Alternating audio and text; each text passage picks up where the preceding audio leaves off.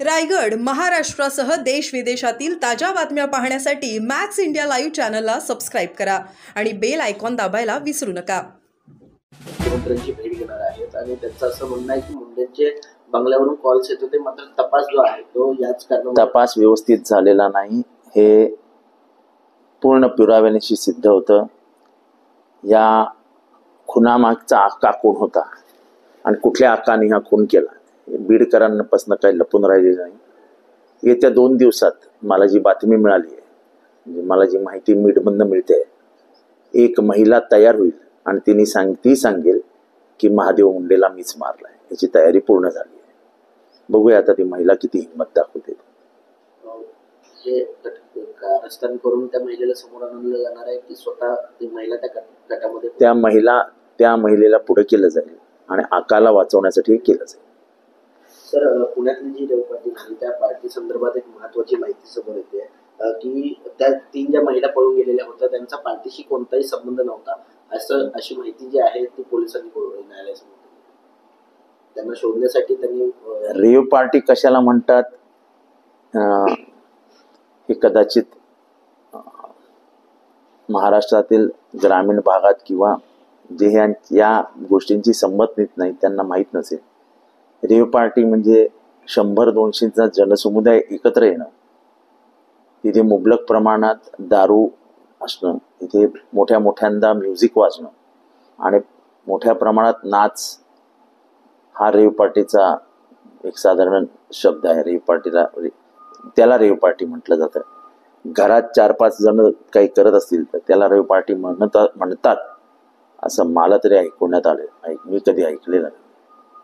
Sir, गेल्या काही दिवसांपूर्वीच तुम्ही येऊरमधील बांधकाम उघडकीस आणलं होतं आणि आता अशाच मुंबई हायकोर्टाने जे आहे ते महापालिकेला तिसऱ्यांदाच आपल्याला आहे येऊरमधील 200 बेकायदा जे बांधकाम आहेत त्याच्यावर मला वाटतं की सरकारने लावलेली 1 मॅन कमिटी आणि उच्च न्यायालयाचे आदेश याच्यामुळे आता येऊरवरती थोडी तरी बंधनं येतील। ज्या पद्धतीने आदिवासींच्या जमिनी बळकावल्या जात आहेत, त्यांना हाकलून दिलं जाते, पोलीसही त्यांची तक्रार घेत नाही, हे सगळं बघितलंय, हे सगळं धक्कादायक आहे। काय वाटतं, न्यायालय वारंवार ताशेरे ओढतंय मात्र महापालिका जैसे तेच भूमिका महापालिकेला काय केलं देणं होत आहे होऊ द्या। सर, उपमुख्यमंत्री एकनाथ शिंदे काल दिल्ली दौऱ्यावरती होते, असं समजतं की बड्या नेत्यांची भेट घेतलेली आहे। मागील काही महिन्यांपासून त्यांच्या मंत्र्यांची अडचणीत असल्यामुळे किंवा नेते अडचणीत असल्यामुळे भेट घेतली। मला ते दिल्लीला गेले हेही माहित नाही, कोणाला भेटले हेही माहित नाही, कशाला भेटले हेही माहित नाही, मी काय त्यांचा सहाय्यक नाही। सर, वंचित बहुजन आघाडीच्या पेजवरनं तुम्हाला शिवाळ भाषेतनं दिवसण्याचं त्याच्याने मला काही फरक पडत नाही। जेव्हा हे प्रकरण झालं सोमनाथ सूर्यवंशीचं, त्याच्या घरच्यांशी बोलून विधान भवनामध्ये मांडण्याचा जोरदार प्रयत्न मी केला। त्याला सरकारकडून देण्यात आलेल्या उत्तरांनाही मी प्रत्युत्तर दिलं आणि लागोपाठ 3ही अधिवेशनामध्ये 20-20 मिनिटं, अर्धा तास भाषण करून ज्या आईने आपला हातचा मुलगा गमावला आहे त्या आईच्या वेदना मी विधान भवनात एक विरोधी पक्षाचा आमदार म्हणून मांडण्याचा प्रयत्न केला आणि लोकांसमोर सत्य ते आणण्याचा प्रयत्न केला। याच्या दोन बाजू आहेत। एक रस्त्यावरची लढाई, विधिमंडळातली लढाई आम्ही लढत होतो, पण त्याचबरोबर आदरणीय बाळासाहेब आंबेडकर म्हणजेच प्रकाश आंबेडकर हे कोर्टाची लढाई लढत होते। त्यांची लढाई वेगळी होती, आमची लढाई वेगळी होती। त्यांच्या लढाईला यश आलं याबद्दल त्यांचं अभिनंदनच केलं पाहिजे। एका आईला तिच्या मुलाचा झालेला मृत्यू हा किती धक्कादायक असतो हे काही वेगळं सांगायला नको, पण ज्यांनी ते केलं होतं त्यांना वाचवण्याचा प्रयत्न सरकार करत होतं। पण प्रकाश आंबेडकर यांच्या प्रामाणिक प्रयत्नांमुळे आज सुप्रीम कोर्टाने सांगितलं गुन्हे रजिस्टर करा। जर सुप्रीम कोर्टाने सांगितलं नसतं तर ह्या सरकारने जुमानलं नसतं, या सरकारने त्यांना पाठीशी घातलं असतं। कारण का ह्या सरकारला पोलिसी राज्यावरती प्रचंड प्रेम आहे, कारण का पोलिसी राज्याच्या माध्यमातून सत्ता टिकवणं हे सरकारचं गणित आहे। त्या ट्विटमध्ये डॉक्टर बाबासाहेबांचं नाव वापरत त्यांनी सांगितलं की डॉक्टर बाबासाहेब नावाची अलर्जी झाली का तुम्हाला, अशा प्रकारचं देखील त्यांच्या त्यांच्या त्यांच्या त्यांच्या ट्विटला, त्यांच्या शिवराळ भाषेला उत्तर देण्याची भाषा माझी संस्कार नाहीत, माझी संस्कृती नाही. जेव्हा सुजात आंबेडकरवरती फर्ग्युसन कॉलेजमध्ये घोषणाबाजी झाली, त्याच्या विरोधात वातावरण निर्माण झालं, तेव्हा मुंबईहून फर्ग्युसन कॉलेजमध्ये जाणारा पहिला माणूस जितेंद्र आव्हाड होता. त्यामुळे मला कोणी आंबेडकर समजवायला जाऊ नये आणि माझ्या कोणाची अलर्जी आहे का मला कोणाचं काही हे सांगण्याचा शहाणपणा मला माझ्यासमोर कोणीच करू नये. सर, कोल्हापुरातील माधुरी हत्तीचा जो काही प्रकार झाला त्यानंतर आता कोल्हापूर जनता जी आहे ती जिओ बॉयकॉट करण्याच्या मागे लागलेली आहे. मागील अनेक दिवसांपासून अनेक जे ग्राहक आहेत जिओचे, असं आहे की मला वाटतं भारतामध्ये अनेक देवळांचे मालकीचे हत्ती आहेत. दक्षिणेमध्ये तर अनेक देवळं अशी आहेत की ज्याच्यात हत्ती आणले जातात, पाळले जातात आणि एक ते धार्मिक हे समजतात. म्हणजे आता जैन धर्मियांमध्ये हत्तीला प्रचंड महत्व आहे धार्मिक दृष्ट्या, आणि ते जैन मंदिराचाच नांदणी जे गाव आहे तिथे मध्ये असलेलं मठाचं ते हत्ती होता. आणि पंचक्रोशीतील सर्व नागरिक त्या हत्तीवरती प्रेम करायचे. तो हत्ती धडधाकट होता, चांगला होता, काही त्याच्यात म्हणजे त्याला जेवायला मिळत नाही किंवा त्याच्याकडे बघायला कोणी नाही असं काही नव्हतं. अख्खं गाव त्याला म्हणजे आपल्या घरचा माणूस सारखं त्याच्याशी वागायचं. अचानक सर्वोच्च न्यायालय सांगतं की त्या हत्तीला तुम्ही काय ते वनताराला का द्या, कशासाठी द्या?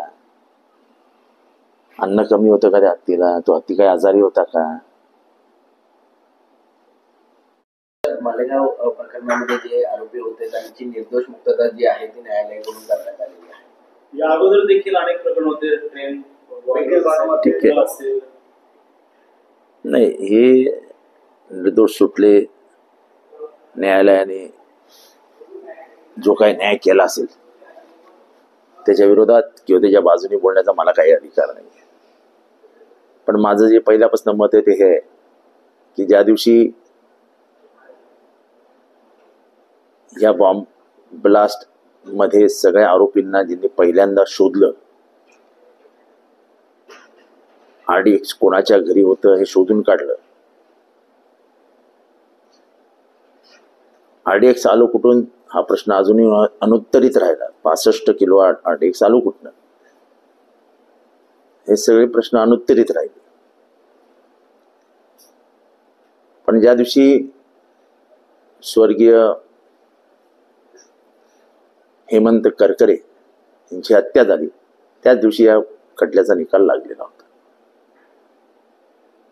नक्की कोणी बॉम्ब ब्लास्ट केला असा तर सवाल आतंकवाद म्हणजे भगवा आतंकवाद नाही असं देखील आता म्हणतात. मी अजूनही सांगतो की आतंकवादाला धर्म, जात, पंथ, रंग नसतो. आतंकवादी असतात.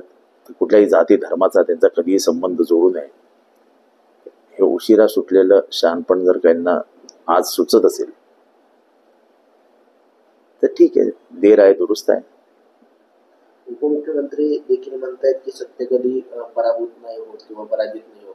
चांगलं आहे. पार्लमेंटमध्ये गृहमंत्री म्हणाले होते हिंदू आतंकवादी होऊ शकत नाही. कोर्टाने आज सिद्ध करून दाखवलं आहे असं आरोपींच्या वकिलांनी कोर्टासमोर वक्तव्य केलं. तर कोर्टाने आम्ही अजूनही म्हणतो की हिंदू किंवा मुसलमान यांचा अतिरेकी कारवायांशी कधी संबंध नसते. ही मानसिक विकृती असते.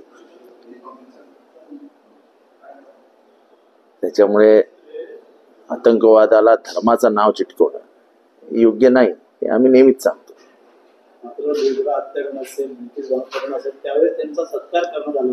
बिल्किस बानोच्या आरोपींना तर जेलमधनं बाहेर काढण्यात आलं. काढल्यानंतर त्यांचा सत्कार करण्यात आला, पेढे वाटण्यात आले, गावोगाव त्यांचे सत्कार घेण्यात आले.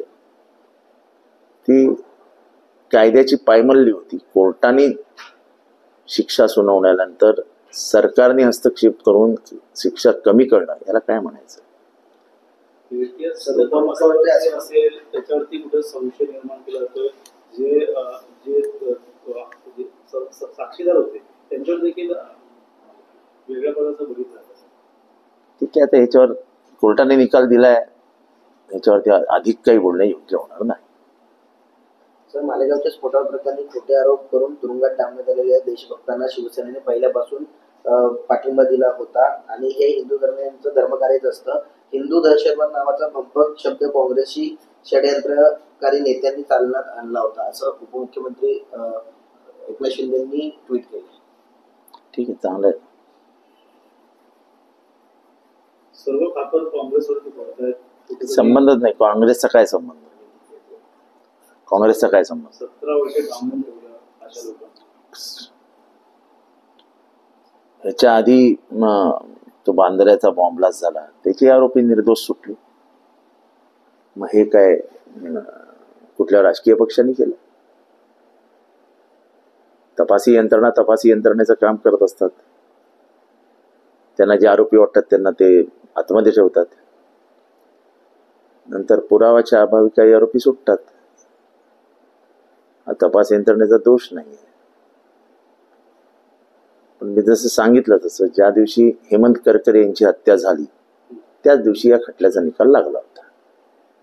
षड्यंत्र होतं सर, असं वाटतंय की अशा प्रकारची हत्या घडून मला याच्यावरती काय अधिक बोलायचं नाही. सरकारी वकीलकडून आणि पुरावे सांगितले होते की आरडीएक्सच्या ते काश्मीरमधून आणलं होतं, तर त्या दुचाकीला कोणतरी बॉम्ब लावला होता, तर अपघाताच्या वेळच्या गोळ्यांचे जे शेल्टर होतात ते देखील तिकडे आढळले होते. परंतु असे कोणतेही पुरावे जे आहेत ते सरकारी वकीलकडून सिद्ध करता आले नाही. असे की माझा पहिल्यापासून हा बॉम्ब ब्लास्ट झाल्यापासून हा प्रश्न आहे की आरडीएक्स हे फक्त 3-4 देशांच्या अतिरेकी संघटनांकडे आहे.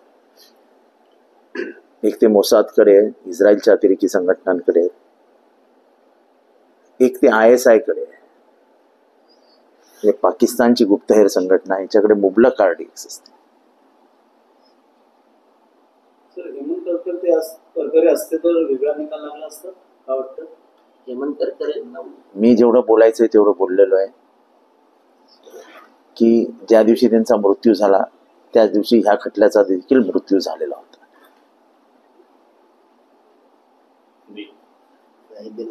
प्रकल्प जात होते आता म्हणजे आता महाराष्ट्रातनं प्रकल्प न्यायचे, महाराष्ट्राचे विविध उद्योग उघडून न्यायचे. आता महाराष्ट्राचा हत्ती नेला आणि त्या गावकऱ्यांचं प्रेम बघावं. 40-40, 50-50 हजार माणसं रडत आहेत त्या हत्तीकडे बघून. हृदय पिळवटून टाकणारे हे प्रकार आहेत.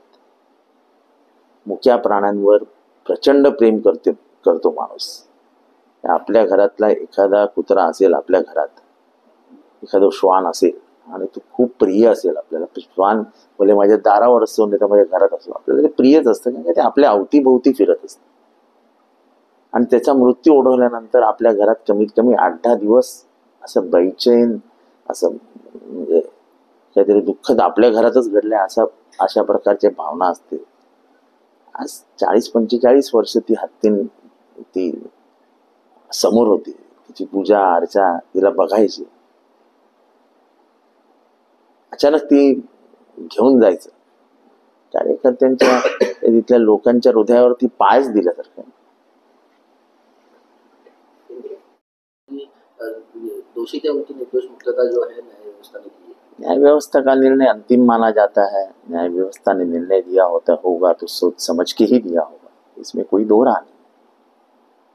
लेकिन मेरा ये मानना है कि जिस दिन 26/11 को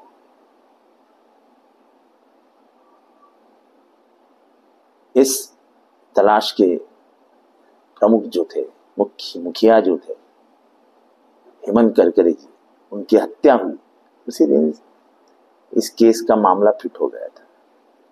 पिछले कई महीनों से अनेक मामले हैं जैसे कि गोधरा हत्याकांड है. उसके ऊपर जितनी बात की जाए उतनी कम है. ठीक है, अभी न्याय व्यवस्था कर रही है तो न्याय व्यवस्था का सम्मान करना ये हमारा काम. महाराष्ट्र के मुख्यमंत्री बोल रहे हैं कि भगवा जो है आतंकवाद नहीं हो सकता. भगवा रंग जो है कभी आतंकवाद नहीं कर सकता.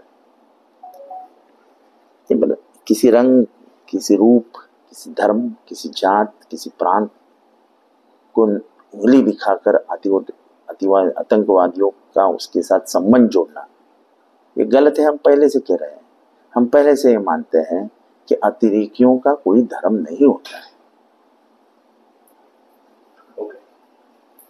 टैरिफ लगाया 25%, उसने जो पाकिस्तान से हाथ मिलाया और कहने जा रहा है कि विश्व में एक अलग ताकत निर्माण होगी अब पाकिस्तान की, तो ट्रम्प के बारे में क्या बोलना है हम लोग? ट्रम्प दिखने के लिए, दिखाने के लिए तो कुछ लोगों के वजह से भारत का दोस्त बना है, लेकिन सही मानों में मैं नहीं मानता हूं कि ट्रम्प भारत का दोस्त है। हमारी रशिया से जो दोस्ती है, हमारे जो व्यवहार है, वो आज के नहीं है, सदियों पुराना हमारा दोस्त रहा है। मुझे आज भी याद है कि ब्रेज़नेव जब रशिया के अध्यक्ष हुआ करते थे, तब भारत के और उनके इतने दोस्ती के संबंध थे कि पूछो मत। और उसके बावजूद अगर कोई ये कहता है तो उसके मन में सिर्फ रशिया के बारे में जहर है, भारत के बारे में मैं नहीं कह सकता। लेकिन उस आदमी के दिल में रशिया, चाइना, जापान, ये सब राष्ट्र जो जिस गति से विकास कर रहे हैं, प्रगति कर रहे हैं, उसके खिलाफ ये गुस्सा है और मुझे लगता है ये नाजायज है। भारत जिस प्रकार से महासत्ता की ओर अपना जो ये टैरिफ का जो नया बॉम्ब है वो डोनाल्ड ट्रम्प ने फोड़ा है। मैं इतना ही मानता हूं कि कोई आदमी ये ना समझे कि डोनाल्ड ट्रम्प हमारा दोस्त है।